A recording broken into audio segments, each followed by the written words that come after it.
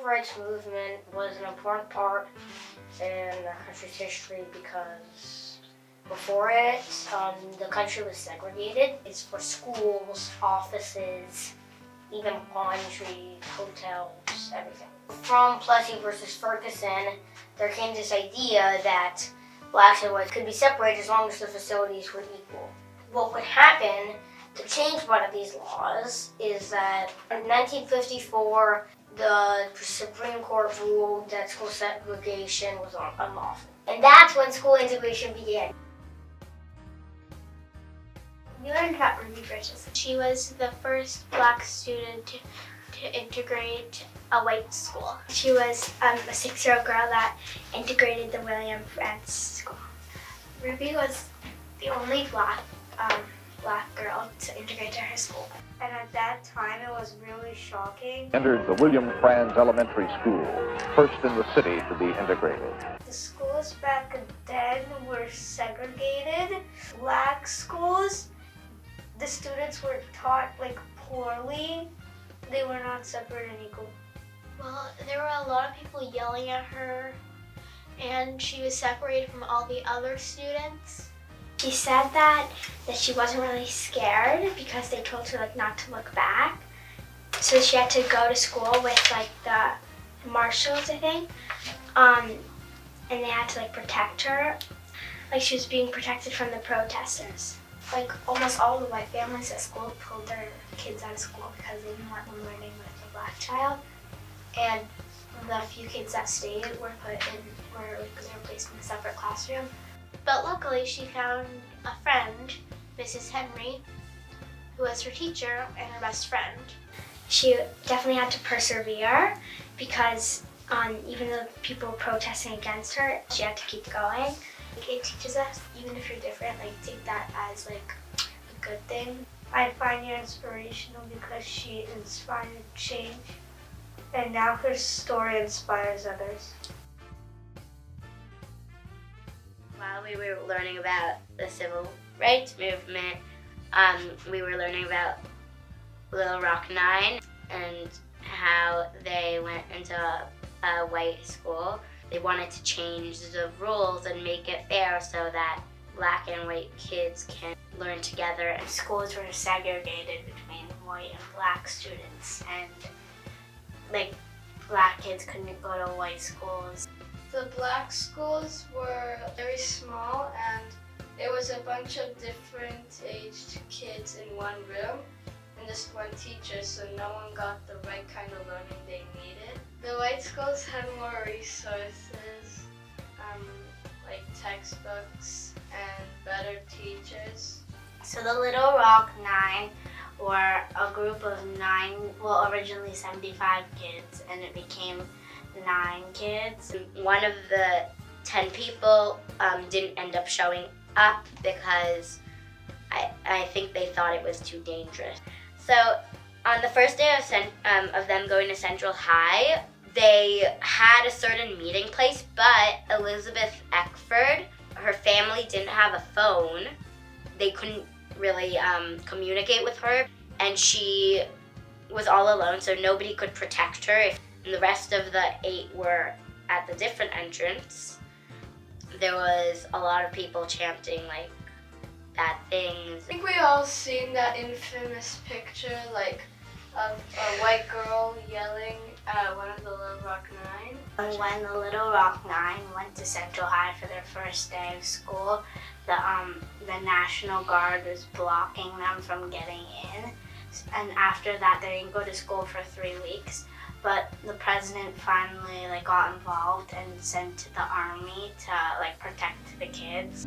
This is Central High School, Little Rock, Arkansas. Troops, which for nearly 3 weeks lined the sidewalk here in front of the high school, under orders to keep the colored students out, have been replaced now. Their orders to comply with the law.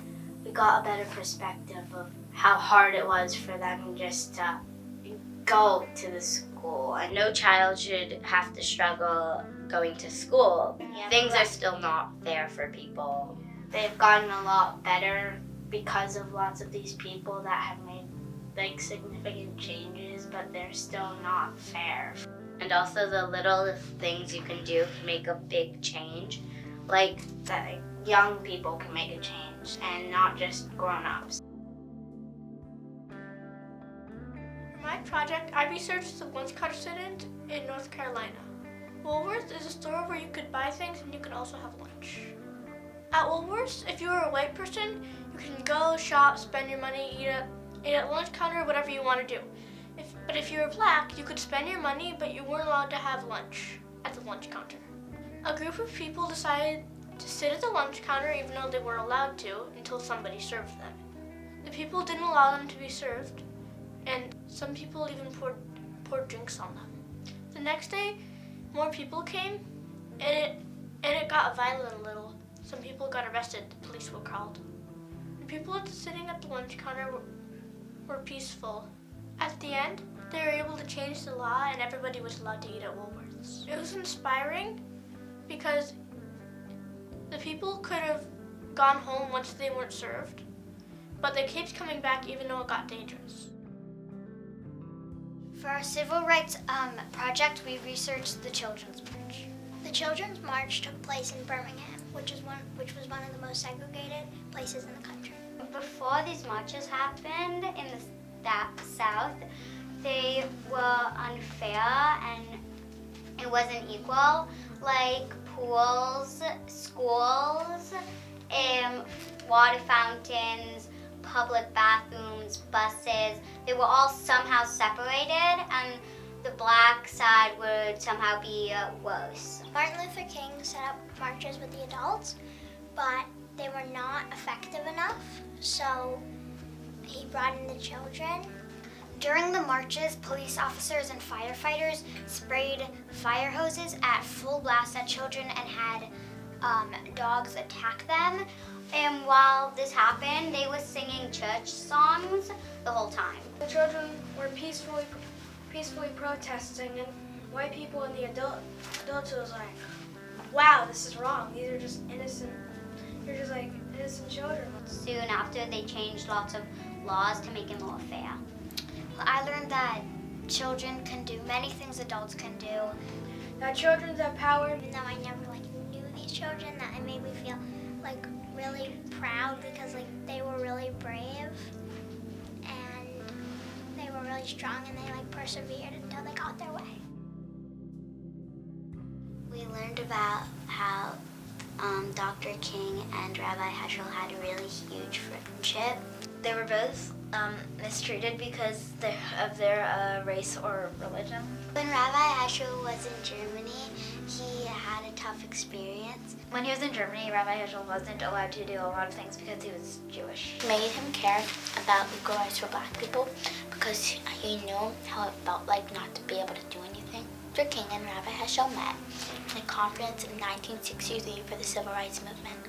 Rabbis, religious people, and Dr. King and everyone wanted to stand up and make an announcement and say that that it's not fair for black people. Rabbi Heschel and Dr. King liked each other because they both knew that they wanted everybody to be free and have the same rights. And they both liked to study Bible, and Rabbi Heschel also understood how Dr. King felt. Something that I learned is that basically people are judging people for how they look. And he said that it was people had an eye disease because they were judging people off the base of what they see and not what they actually are. Because of their friendship, Rabbi Heschel marched with Dr. King for equal rights for black people. Rabbi Heschel said, I felt like my legs were burning. Maybe he thought he was connecting with God while he was marching.